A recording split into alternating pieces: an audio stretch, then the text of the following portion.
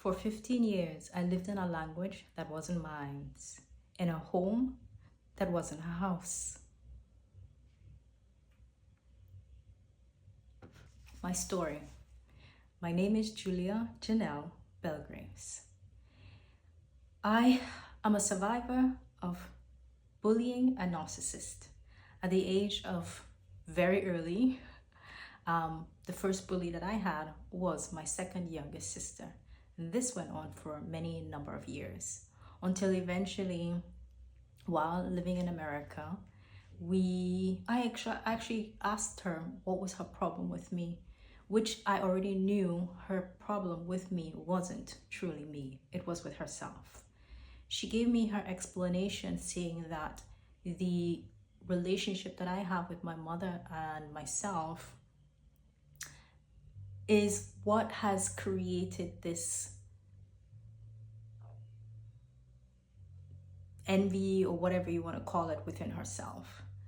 For me, when she said that, I don't know how to say it, but something lifted in me, even though I knew, as I said, her problem with me wasn't really me. It was her own insecurities and her own extras. Then I moved to Germany. I'm just giving you guys a brief down. I've spoken about these things before. This is a reintroduction to me. I'm a model, and I eventually wanted to go overseas and live somewhere else. I did meet someone along the path who said if I come there, they have connections that they can help me get my foot back into modeling while I live or start a new life in Europe. And this is in Munich, Germany.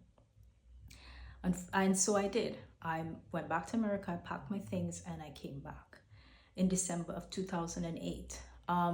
Nothing here was really planned. It was just spur of the moment. I tried things out, see. 3 months later, I got pregnant. This was actually the red flag, the first red flag that showed me that this person had issues with themselves. So he said to me, how was he supposed to know this child is his? I moved there. I was always constantly with him. When I didn't, it was with a Brazilian dance group that I was with, but I still didn't know the place. So he took me to the auditions, the rehearsals, etc. I am that type of woman that I spoke up. And yeah, when I spoke up, I made it very clear, because I had to now make a decision. What do I want for myself? Now to bring a child into the world that I had not planned on in the circumstances of where I'm at in my life. So I said, I'm gonna have this child, buy me my ticket back to America, and I will do this. If ever you decide you want to get to know this child, fine, let me know. That was the first red flag. And yes, he took some time, he apologized, etc. But then in 2009, before our daughter was born, he took me to a notary and adopted his daughter. And unfortunately, what I did not know, the laws of Germany. He also gets to say where she lives. All of this was done in German. And again, unfortunately, I did not know the laws, so I signed. And that was my first trap right there. Well, maybe second. And after that, I took some notes so that I can make sure and, be accurate with you guys. So that was my first trap, yeah? Not knowing the language of the culture. What is the mother's rights in Germany? Mothers have all the rights to their children. Now I just gave mine away. Not saying that I can go to court and fight it, of course, yes. But this was my first trap. I then endured for years a lot of insecurities on his behalf. After our daughter was born, the second red flag came up. He broke into my email account and started accusing me or asking me questions pertaining to some of the emails, the men that were on my email listings, how many and who did I sleep with. That was my final Julia aha moment. Yeah, you gave it a try, you saw the first red flag, and now you know this is not a relationship for you and or for your daughter. Why I say this, I'm very, very, very aware of the mirror, and I face my mirror within myself always. And I know for a fact that women, we do get into this space where we want to be loved and want to be seen by the opposite sex. But that doesn't mean that you're going to sell yourself, change yourself, etc. And at this point, having now a daughter brought into this world, I'm not going to allow her to have that access either. So I made it very clear in myself that this is not the type of energy, man or masculine influence to be in her life. Of course, it's her father, but I will still be able to be a partake in guiding her, asking her to open her wisdom onto what not to let that type of person manipulate you, make you small, and etc. So I knew that I would get out of that relationship with her, and for myself. So it took me 10 years. I endured a lot of nonsense after that. He's accused me 3 times of leaving him for someone else. The very first time, all I had to say was no, because I know me. The second time he said this to me, I literally told him to sit down, and I looked him straight in the face. I know myself. You have a problem and you need to get help for it. That was it. And that was it. There has been many other things. Even my daughter had to endure from him, and I've had to stand up for her and with her to make sure that she understands that people that speak these kinds of ways to you, ridicules you, and tries to make you small are their issues, not yourself. But one thing is certain, always face the mirror within yourself. What do you want? How do you want to be seen? How do you want to be felt within yourself? That is how you create your own self-worth, self-love, and boundaries. This is how you then extend your nose. Your I do not like that. Have the courage to speak up for yourself. This is very important, and this is something that I have within myself that I've extended out to my daughter. So the very third time he said this to me was the very last. And unfortunately, as it is, I didn't think he needed to have an answer, because he's already seen the type of woman that I am within the relationship for the number of that whole 10 years. I speak my mind. I do not give energy that is required for someone else to have this, I'm seen, you want me, you need me. No. That is not what I am. I'm silent, yes, but I pay attention. I watch your moves and your actions in order to be able to correlate the right type of energy, then words. I've already spoken to you with my energy first. The only time you want to hear my words is because you literally want to be, I call it, hit with that realistic stick that your belief of what you're seeing, you're trying to clog. So if you want to hear the words, then be prepared for the actual weight of what it holds from my actions that I have been showing you. So the year came that I finally saw a window to leave this relationship. That was the end of 2018, going into 2019. I was ready. We had gotten a dog for our daughter. Found out that I have allergies. And because he got it for her, that I was to suffer. And again, I already knew prior that this was my window to get out. Somehow I just knew from the universe, now I can find my way out. My daughter was at this time 8 going on 9. And I started to get a job. I started to look around. Yes, I then eventually did get a lawyer to find out about the notary that I signed. And so I knew that with everything you can contest, you can go to court. But what I didn't fully comprehend, I did not know the word narcissist. I knew a bully. I knew, I call them a child that is not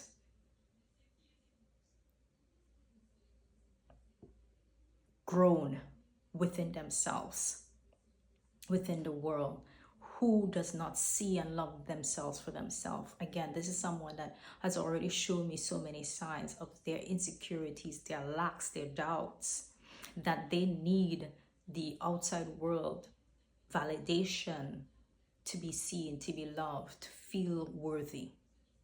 I've already seen this.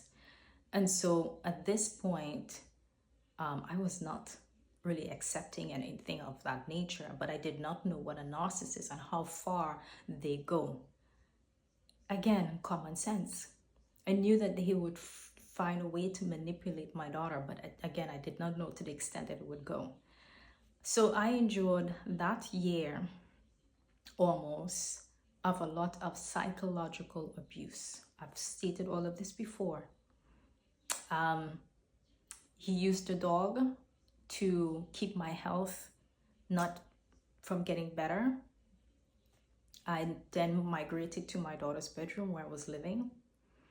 And yeah, the hell just broke loose, taking out the light bulbs, destroying the bedroom door that I can't lock it, taking off a layer that we had on our daughter's bed for, you know, that comfort. It took that off, to eventually taking off the heat, restricting my movements in the house, in the kitchen, lying and manipulating my daughter that I am not cooking for her, feeding her well, interrupting our mother-daughter routines, bath times, hair times, those kinds of things, using the dog also as a key manipulation at this point, a key manipulation. In multiple ways he was using this dog. Threatened to hit me twice, once in front of my daughter, locking me out of the apartment. Yes, and for me, the only unfortunate thing about this whole thing, my daughter saw a lot of it. Her childhood was now robbed. And this also opened her eyes, yes, of course, to survival. He also told her that I was going to take her to court to decide where she lives.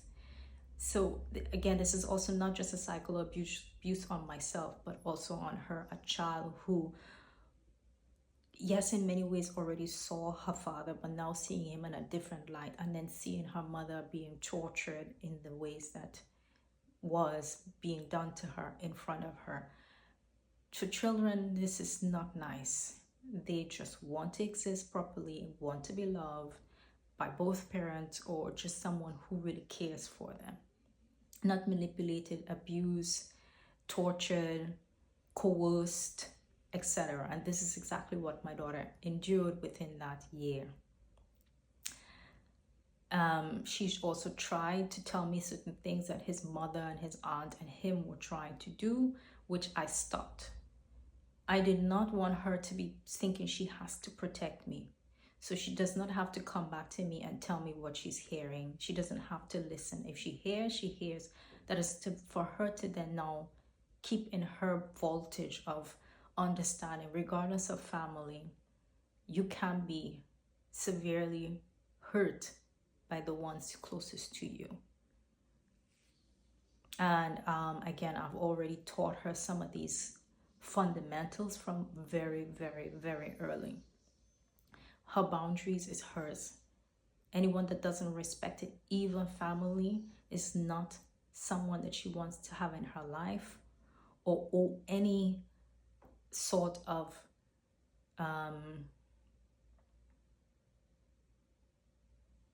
what is the word? I guess trust, or that she has to change, evolve, or do something different just to have them in her life. That sort of idea. What else? So to the end, it came down to I couldn't use the bathroom. I was not allowed to use the restroom in our own house.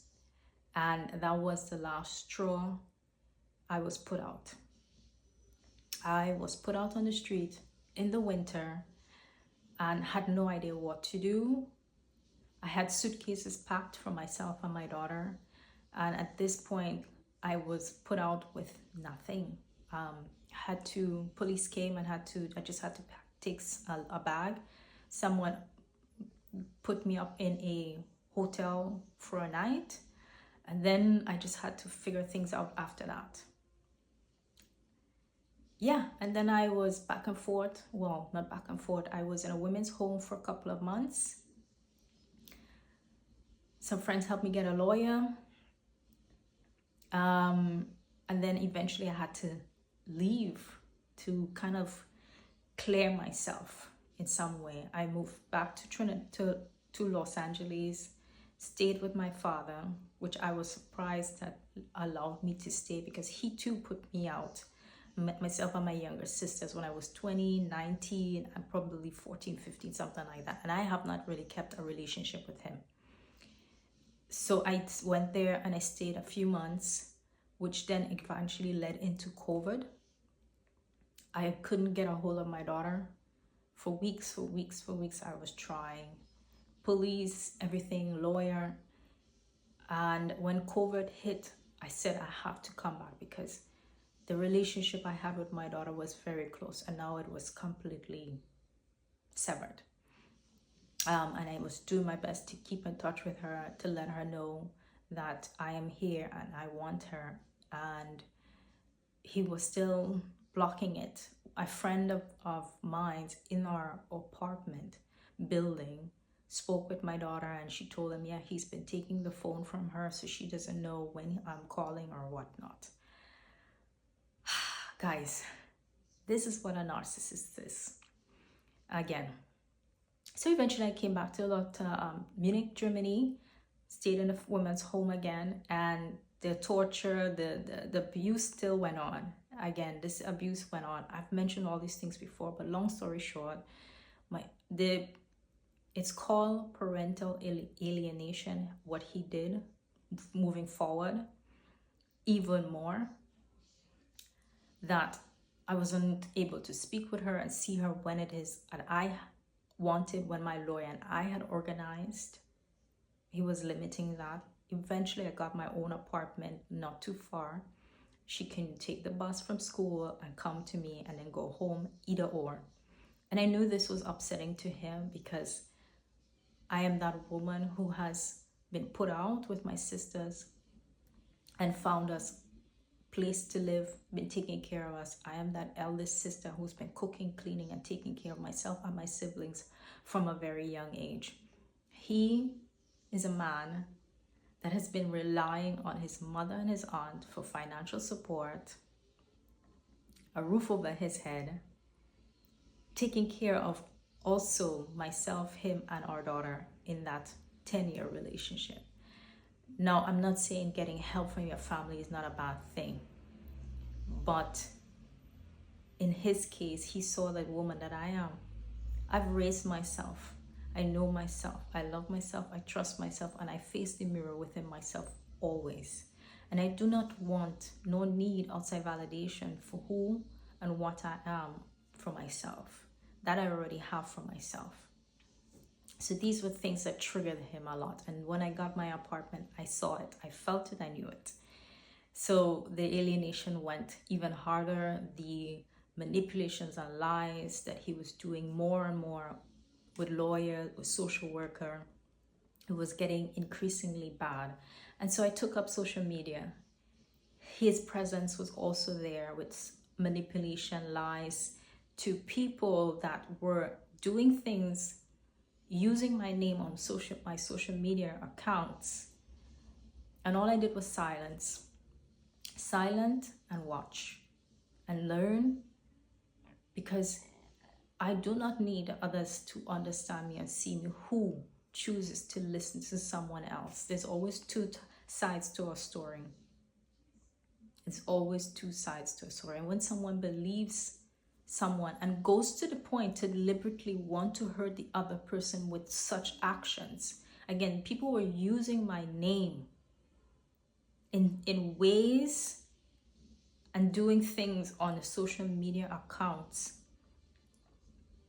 I just had to literally bite my tongue and just watch, because I wanted to see how far people were going to go to try to sabotage my name, my financial situation, my social, because of what he told them. And so I did. I have no problem with that, because the truth always comes out. The lies and the liar, their mask will always be moved. It's just a matter of time.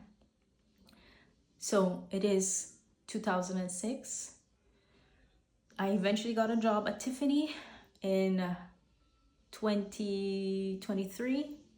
Unfortunately, then the universe took its hands. I lost that job because I was really and truly going through a lot of psychological issues still with him, while I was pushing my social media account, working. Again, it was really getting my head was, as much as I was doing my best to take care of myself mentally, it was still there. So yeah, I lost a job.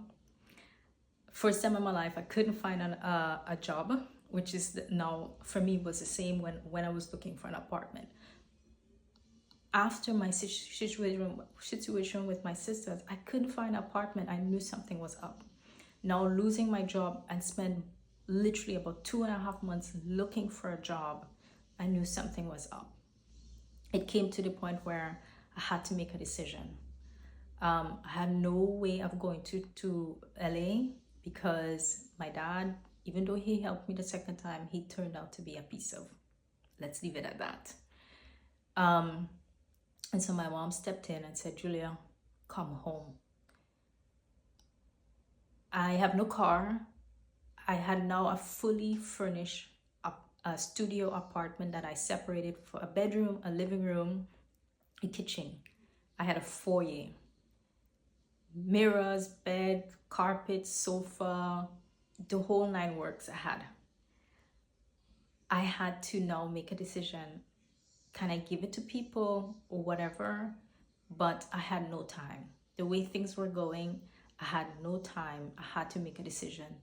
So I spent a few weeks trying to either sell my things or get someone to get it, or take it, whatever. Nothing happened. Nothing moved. So I packed 2 boxes. I sent one. I packed up my bag. I packed up some of because I'm an artist, I'm a writer, I'm a poet, I'm a dancer, I'm a model. I do so many things. I packed up most of my creative things and I gave it to my friends that had kids, and I left the rest. I packed everything. I wrote a letter to my landlord and I left. I left a fully furnished apartment, the deposit for that apartment, and I took a one-way ticket to Trinidad and Tobago. I'm currently living under my mother's roof, no job, no money, just existing and moving forward. I'm present on all of my social media accounts, which Instagram is 2, my fashion account, which is my name, Julia Belgers, my head talks, inspiration, these types of things, Light and Love Within, TikTok, Facebook, Substack, And I have a podcast account that I am starting over from fresh or redoing. I'm currently also on a parasite cleanse from the past. Again, when you're in a toxic environment, you are now ingesting not just words, not just actions, but energy, the limitations, the lacks, the sometimes ability to not be fully show up for yourself in certain ways, how you take care of yourself, eating wise, etc., etc., etc. So these are the things that I have been purging for these past. I'm now in Trinidad and Tobago for 1 year, but I've been purging for almost 7 years now, and I have not seen my daughter as well for these past couple of years. So my journey is still moving forward. I am here present, sharing everything and anything. I would like to help anyone that is in that state of mind, that believes that what the mask is telling them, what lack someone is showing them is true, it is not. Or that your silence is you allowing them to coerce you into what they want. Allow your silence to help you see. This is very important. We do not have to act, but we need to get clear with ourselves. What do we want and why? And the moment you're clear with that, that's when you start taking action, and that's when you start saying things, but not to a point where you're going to give them fuel and ammunition to prevent you from your direction that you're going. Learn your environment. This is crucial and important. Learn your environment. And even though someone says they won't do something, believe that they will. This is a very important thing. I didn't need to know this. I didn't. But I'm one of those persons, as I said, someone who refuses to accept their dark sides is capable of the worst. And someone who says that they won't do something is capable 100% of doing it. So do not let someone's words manipulate you and confuse you. Trust your intuition is always guiding you. Always. I thank you for listening. I thank you for being here. And if anyone has any questions, drop them in the message box. Thank you. Bye.